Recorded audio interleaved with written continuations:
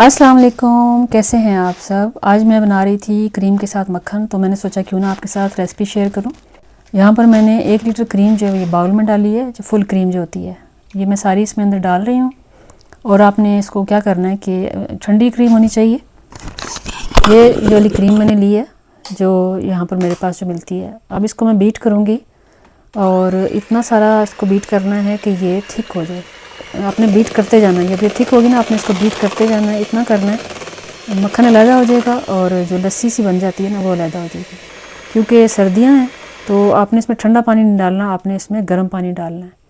बस आपने इसमें पानी डाल के तो आपने इसको थोड़ा सा मिक्स करेंगे ना तो ये बिल्कुल अलहदा हो जाएगा सारा मक्खन। तो ये देखें कितना वाइट और मज़े का मक्खन बना है। 1 लीटर क्रीम से मैंने ये अच्छा खासा जो है ना ये मक्खन बनाया था और बिल्कुल वाइट कलर का ये होता है जैसे पाकिस्तान में मिलता है ना, तो ये उस तरह से बन जाता है। इसका टेस्ट भी बहुत मज़े का होता है।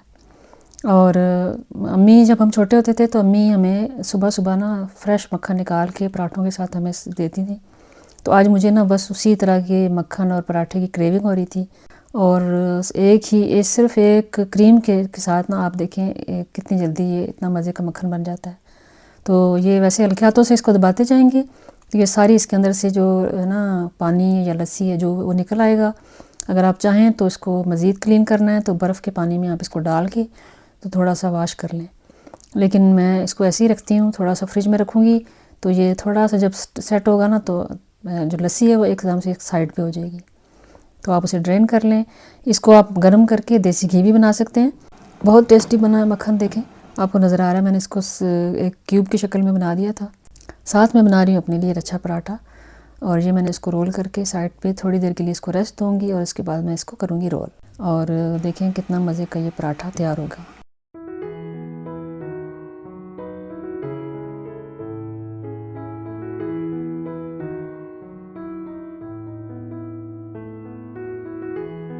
तो अब पराठे के ऊपर मैं डाल रही हूँ देसी घी। ये देसी घी भी मैंने इसी मक्खन से बनाया हुआ है।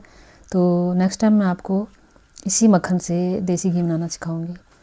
तो ये देखिए मेरा पराठा कितना मज़े का बन रहा है, खस्ता सा और करारा सा पराठा बन रहा है।